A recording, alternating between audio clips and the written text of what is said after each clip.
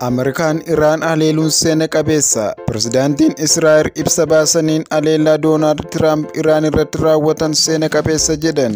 Isaac Herzog dubbiin Tiraamp Ameerikaa fi Israa'el gidduu michoomni gadi fagoo ta'e akka jiru agarsiisa jedhani. Dabaluunis duulli kun hin goolabamne jechuun agarsiisa. Guyyooti aanan dubbiin kan of eeggannoo gaafatu walxaxaa fi rakkisaa ta'a jechuun lammiilee Israa'el qajeelfamoota lubbuu baraaran kan qondaaltotaan kennaman akka hordofan Iraan gara marii niwukileeraatti deebi'uu qabdi. Ministeerri muummee UK Saar Kiir Staarmer Ameerikaan yaaddoo hamaa sagantaa niwukileeraa Iraan laaffisuuf tarkaanfii fudhatte jedhan. Ibsa kennan keessatti sagantaan niwukileeraa Iraan nageenya addunyaaf yaaddoo hamaadha jedhani. Iraan meeshaa waraanaa niwukileeraa akka qabaattu eeyyamamuu hin qabu. Ameerikaan yaaddoo sana laaffisuuf tarkaanfii fudhatte jedhan. Haalli ba'aa giddu galaa waan tilmaamamu miti. Tasgabbiin dhimma ijoo naannichaaf barbaachisaadha.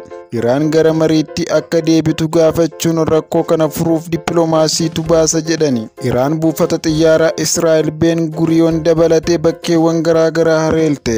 Iraan buufata xiyyaaraa Ben Guriyoon dabalatee Israa'el keessaa bakkeewwan garaagaraatti xiyyeeffachuun haleellaa geggeessaa jirti. Akka TV mootummaa Iraan gabaasetti bakkeewwan haleellaan Iraan irratti xiyyeeffatan biroo buufataaleen deeggarsaa, ajajawwanii fi wiirtuuleen to'annoo akkasumas wiirtuu qorannoo baayoloojikaalii dabalata. Miidiyaaleen mootummaa akka jedhan Islaamic Revolutionary Guard Corps haleellaan kun misaayilii fageenya dheeraa deemu fayyadamuun ta'uu beeksiseera. Miidiyaaleen mootummaa Iraan haleellaa Tiraamp tuffatan jechi biluuf jedhu hiikni isaa sobaan nama amansiisuuf yaalu jedhu TV Iraan irratti irra deddeebiin dhagahamaa jira. Jechi kun haleellaa Ameerikaan buufatawwan niwukileeraa Iraan irratti raawwatteef aangawoonni Iraan deebii akkamii kennu kan jedhu yeroo ilaalametti irra deddeebiin osoo dubbatamu dhagahameera. Dhiyeessaan TV mootummaa tokko Doonaald Tiraamp waa'ee iddoo niwukileeraa Foordoo barbadeessuu irratti sobaan nama amansiisuuf yaalaa akka jiran ibsu. Taanaalota yookaan ulaawwan lafa jalaa seensaa fi ba'aa Foordoo irratti argaman lama qofti miidhaman jedhe.